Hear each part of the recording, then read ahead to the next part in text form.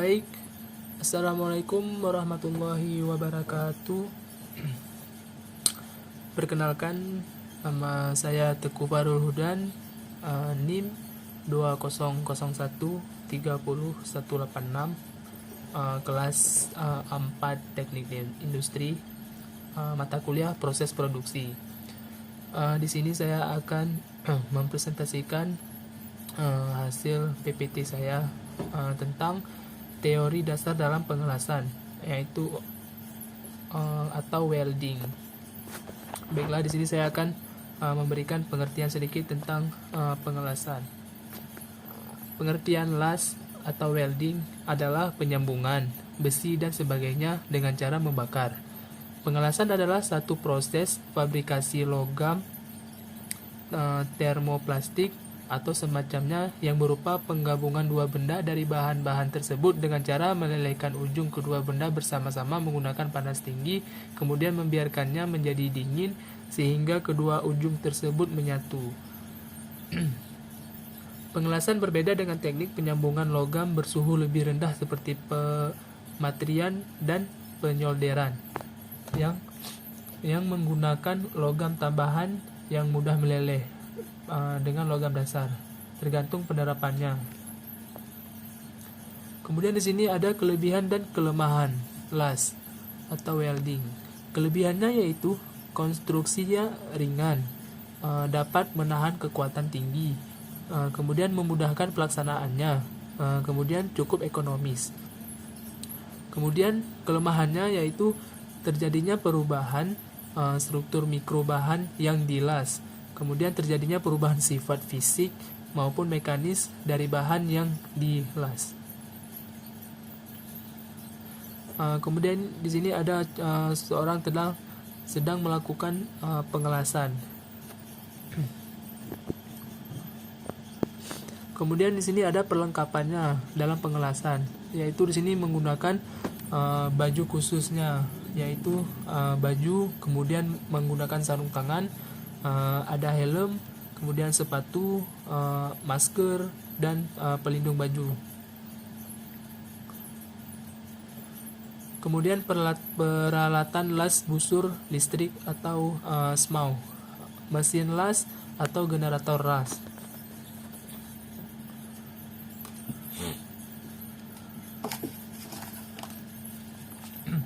Satu, generator las AC, yaitu gerakan yaitu generator di mana tegangan yang dihasilkan berupa tegangan bolak-balik. Kemudian yang kedua, generator las DC adalah generator arus searah di mana tegangan yang dihasilkan berupa tegangan searah. Begitu pula dengan generator las AC atau DC. Kemudian di sini ada peralatan las busur listrik atau SMAW. Peralatannya ialah elektroda atau bahan tambah. Kemudian ada palu besi, palu tera, dan tang kombinasi, dan sikat baja.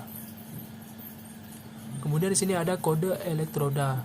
Di sini menggunakan elektroda E6010 dengan keterangannya yaitu elektroda 60 kekuatan tari, 1 posisi pengelasan, 10 tipe coating dan arus. Kemudian fungsi-fungsi bagian elektroda. Di sini inti elektroda sebagai pengantar arus listrik dari tang elektroda ke busur yang terbentuk setelah bersentuhan dengan benda kerja, kemudian sebagai bahan tambah. Kemudian di sini fungsi-fungsi bagian elektroda. Saluran elektroda, salutan elektroda. Memberikan gas pelindung pada logam yang dilas. Kemudian melindung kontaminasi udara saat logam masih cair. Kemudian membentuk lapisan tera yang melapisi hasil pengelasan dari oksidasi udara selama proses pendinginan. Kemudian mencegah proses pendinginan agar tidak terlalu cepat. Kemudian memudahkan penyalaan dan mengontrol stabilitas busur. Di sini ada prinsip las busur listrik atau SMAU. Arus listrik dibangkitkan oleh generator dan dialirkan melalui kabel ke sebuah alat yang menjepit elektroda di ujungnya. Kemudian ketika arus listrik dialirkan, elektroda pun disentuhkan ke benda kerja dan arus listrik tetap mengalir melalui celah sempit antara ujung elektroda dengan benda kerja. Kemudian arus yang mengalir ini dinamakan busur arch yang dapat mencairkan logam dan membentuk alur las atau welding. Nah, ini dia contoh tadi yang saya bilang. Di sini elektroda, kemudian ada tenaga listrik AC atau DC, kemudian selubung gas, ada benda kerjanya, kemudian cairan logam dia di sini, kemudian ada logam lasan atau kampuh, kemudian terak, ada busur listriknya, inti elektroda, flux pembungkus.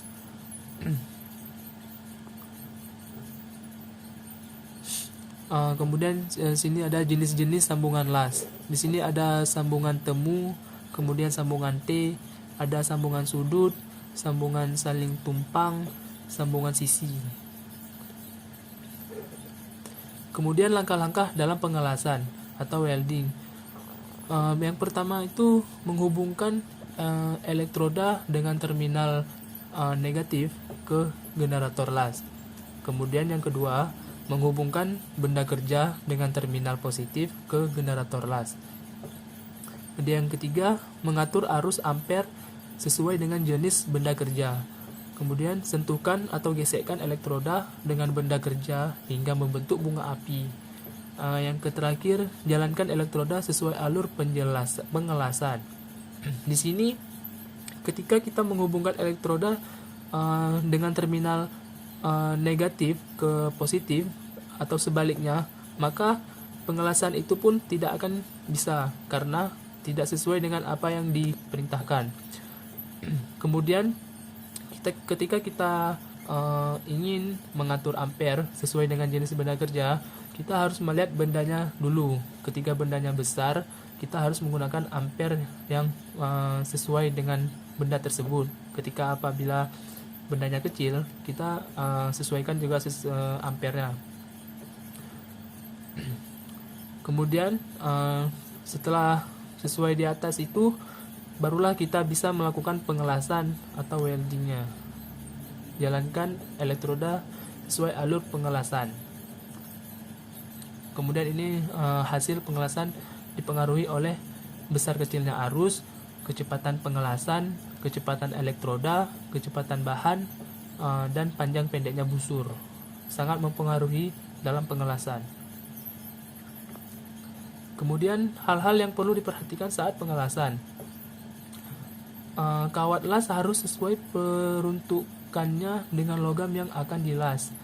Bahan yang akan dilas diletakkan mendatar karena akan lebih mudah untuk melakukan pengelasan. Setelah kawat las menyala, kawat las harus ditarik menjauhi bahan sekitar 2 atau 3 mm. Kemiringan elektroda sekitar 45 derajat. Kemudian sebaiknya dihindari pendinginan yang tiba-tiba setelah selesai pengelasan disiram air karena beberapa bahan akan retak. Jadi di sini ketika kita setelah melakukan pengelasan, alangkah baiknya jangan dulu disiram air. Kenapa? Karena akan menjadi perontokan karena itu masih panas, jadi akan merusak barang yang sudah kita las. Mungkin itu saja yang bisa saya sampaikan. Mohon maaf apabila ada kesalahan. Saya akhiri, wabillahi taufiq wal hidayah. Wassalamualaikum warahmatullahi wabarakatuh.